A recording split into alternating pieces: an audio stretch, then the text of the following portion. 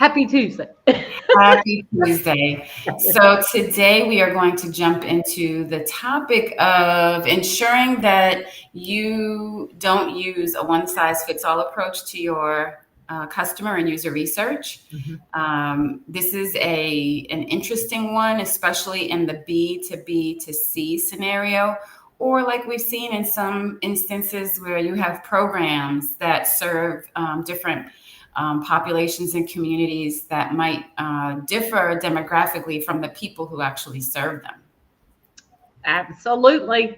So I like that. Yeah, one size doesn't fit all, or you're not going to get relevant data, or you're going to lead to confusion with your audience. So yeah. That's right. And when we think about the important components of, or the four primary components that we've seen from our experiences, it's about using relatable examples and analogies. So you have to think about your audience and what those examples or analogies can do in order to help them really understand what you're trying to get across. Your tone.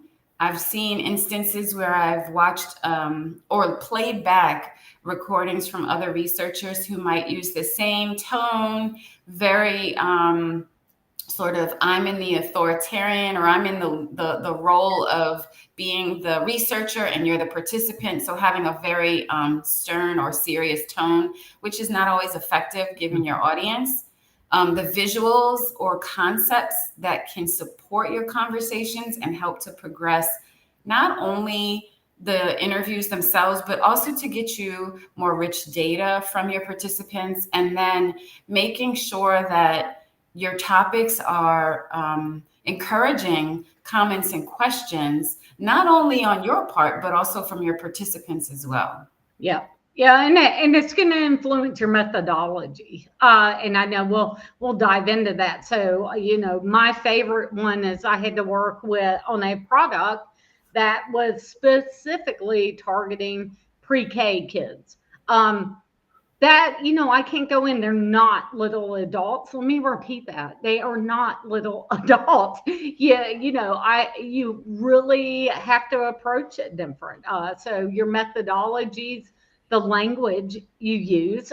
We've recently been on projects where we were working with really rural communities, for instance, and they didn't have access to certain technologies, or they weren't familiar with the language that like someone like me or you goes in with, and maybe your everyday person. So you even have to rethink, how do you define concepts for them that you might just assume they understand and they really don't. I think you and I talked about using do you use AI chatbots? What? What's a chat bot? Yeah, what's a portal? How about just say, okay, do you use things like Duke My Chart, UNC My Chart? Do you ever use a little box with a chat feature on the website? So all those things really are going to change. And people won't always tell you, by the way, like, I don't understand that, because even as adults, and particularly kids, you kind of want to look smart. You want to look like you know what you're talking about. So, just another thing to consider, that language you use, the methodology you use, very different depending on who you're testing with. And I think that you brought up, I think it's very important to note in what you brought up that when you think about even the term chatbot, in many instances, it's helpful to describe the capability from the standpoint of what that person is trying to do or achieve. So do you go online to access your health insurance information? Or when you're on there, do you click the little button that says need help? Yes. And to then kind of break it down in terms of the understanding around, some people may not even realize that that is AI and that it's not a human being. Yes. So being able to articulate things to your participants in a way that potentially relate to their understanding. And you might want to start at the lowest level in terms of explaining what those things are or what they can do.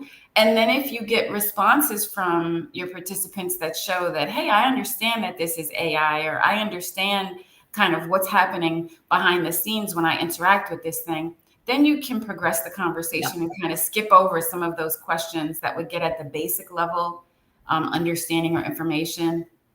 When you also think about having those conversations, using visuals. Yes. So having concepts, I found in conversations like that where you're using little sketches or drawings or very basic wireframes to help not only with the understanding of what's existing, but then what's possible.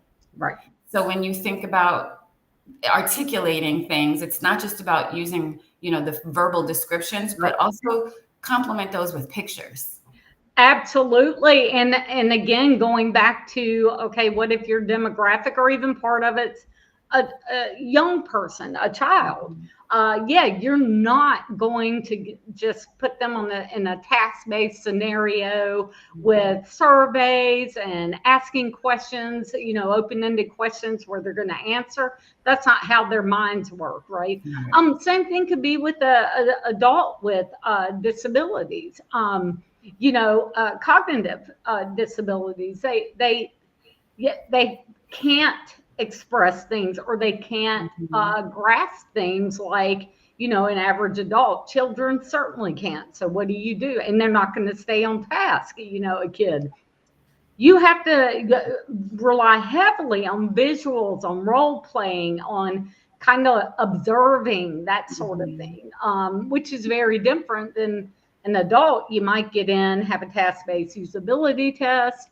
You can't really do that with a really young child. They're not going to stay on task, first of all, and they're going to maybe give you the answer you really want. And I had cases where they gave you the answer you knew they were just kind of being a 4-year-old kid, right? So you really had to rely on observing them and really getting into a role play kind of situation.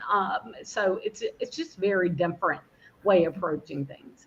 Yeah, and to that point, you want to keep things conversational. Yeah. Too many times I've seen qualitative researchers who it's clear they're reading off of script.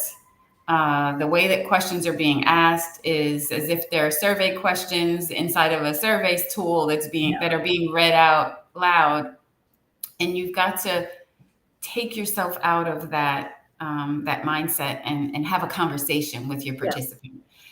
Put them at ease in terms of making the conversation flow. Sometimes it may go outside of what you are there to capture, but it helps to put that person that you're interviewing or observing, to put them at ease in a way that they can feel like they can free flow in terms of what comes to mind. Yes. They're able to answer your questions, but also feel comfortable asking questions when you make it conversational. And so when I feel like I'm being interviewed, through that and going through that checklist, I'm less likely to ask questions because I know that the interviewer is going through their list and making sure that they can check things off and note, 1 through 5. And that's not what you want or the intent in this sort of exercise. Absolutely. And same again, I think that applies, that establishing that rapport. I think that's kind of, no matter who you're dealing with, you need to be able to do that. So it does become that kind of give and take conversational. They know. And I think I've even been in sessions with what you're talking about, and you really don't even feel they're there. It's an exercise at that point, right? So you're not going to expand on maybe some feedback you're giving them, that sort of thing. It just becomes a question answer, question answer, question answer. So that rapport, I think, is really, really important with any kind of research. It is. And we haven't talked about the B to B to C situation. So when you think about a business that is serving another business that has a customer on the other side, we've had a lot of instances where that's the sort of client that we're working with. And as we've talked about before, there's two sides to that coin. there's your internal customer, Yeah. and then there's your external customer. And every project that we have where that scenario exists, we do interviews on both sides of that coin. You may be trying to get answers about the same thing that's in the middle that they exchange or communicate around or utilize. Your questions may be geared at getting answers around usability or experience or effectiveness. And what you have to find is that your questions are going to vary based on those different demographics to Yep. consider for each side of that coin. So you've got to flex the way you communicate, the way you hold a conversation, how you describe the same things The to same thing. two Yep. different demographics. Yeah, absolutely. And we've recently dealt with that one where it was literally you're trying to evaluate or learn more about a specific service or product that you do have both ends, touching, and they come in with different perspectives, different levels of knowledge and expertise. So internal may be very, very, very familiar with a tool and all its terminology. They're working with an external client using the same tool. You need to get the same feedback, but they don't have. I mean, they're either a different audience. Again, this one was where they're in a more rural, they're less tech savvy, whereas on the other hand, you have very tech savvy, very versed in the language being used in the application. So we literally had to change the same question and just tweak the wording or tweak kind of the context we put it in. Yeah. And when you think about the line of questioning, how you engage them and that sort of thing, you've got to have a plan around making sure that you understand where to flex that terminology, where and how you can build a rapport differently, how you build rapport with a professional who's educated and who's using this tool every day to do their job versus someone who's walking up and using periodically. You've got to understand those differences and test it out. Piloting is your friend, and I will always make sure that we've baked in time and resources to pilot, because that's where you're going to learn how do you need to flex and adjust things. And the risk that you take in not piloting is going out there and going through the whole interview and then finding out you didn't really get what you needed in terms of valuable insights. And Right. that's the key, is that it's about getting those valuable insights, and the way in which you go about doing that is going to differ. And you want to make sure you understand those differences. Absolutely. Yeah. And go back to our conversation a couple of weeks ago. It's not always what they say, right?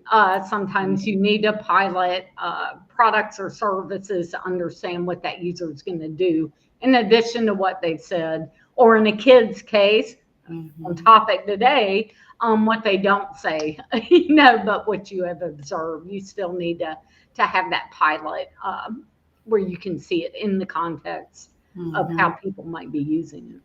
And avoid jargon and acronyms, even though you may presume that your internal customer and sometimes your external customer understand those terms.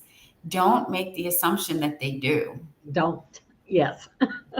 So to recap, you want to use relatable examples and analogies when you're illustrating your points. If you can relate to the demographic of individuals that you're interviewing or connecting with, find things that relate to their mental models or their experiences that will help them. If you're looking at, working with children, what are things that you can find as relatable examples for them? Exactly. Keep your tone conversational and engaging. Do not interact with your participants as if you're reading from a script or a checklist. And so as you think about that conversational tone, make sure that you go off script sometimes, or you soften your language, or make, small talk and jokes that might be outside of what you're trying to gather. Yep. You want to touch on the visuals and the questions, the bidirectional questions? I'm Oh, I'm asking sorry. We you. just had, I mean, I don't know about there, Kenya, but it just unloaded here. The weather is Oh, okay. coming in. So I was No, I'm good. It just actually came in so fast and loud. I was like, what is the going on? storm. The So, storm is here. So, yes, it's so here. I was saying, did you want to touch on the visual concepts and wireframes, and also about encouraging questions and comments? Oh, absolutely. So, if where you're going is there's never too early, in my opinion, to share wireframe so that you can put something in a visual early Mhm. on. It can be high level, it can be lo-fi, hi-fi, but get something in front of people. One, it helps drive that conversation. It's more concrete. Again, I'm going to go back to the kid thing. Concrete is very important when you get to them, but also the adults. And it does have to be conversational. Now, with the children's research, that's an absolute must. In fact, a lot of times you let them drive that conversation, but it applies to any individual. Make them comfortable in telling you, well, one, it encourages them to give you the good, the bad, and the ugly. But for one, it encourages them to elaborate or go deeper in certain areas, which might be your opening for new ideas, innovative ideas that you won't get if you go on that, like you said, that checklist. What would you rate? How do you like X? 1, 2, 3, 4, 5. That sort of thing can feel very unnatural, and I think you just don't get the richness of responses. Yeah, and the questions that come back to you, like you're saying, might be where that innovative or where those innovative opportunities Yeah. exist, Yeah. because those questions are taking you outside of what you're focused on, and that might show you where your customer or the end user have ideas or questions or areas that they'd like to understand better or explore. So And be fluid yourself as a researcher. Be ready to pivot, or pivot on those questions based on maybe the participants understanding or lack of, based on where the conversation's going. But again, always consider that participant when you're first even doing those scripts. We do the scripts early on.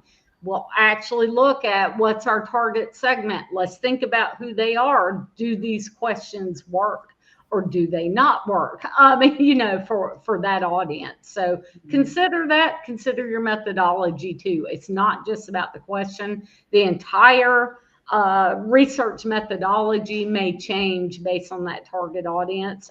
People with disabilities, young children, very different than your average adult, an adult you're gonna do a usability test with. So all of those things can change, and that's why it's so important to consider that audience. that's right. That's right. Well, thank you so much for listening today. Be nimble. I think that's the best thing to take away from Yes. this. Be nimble and understand your audience.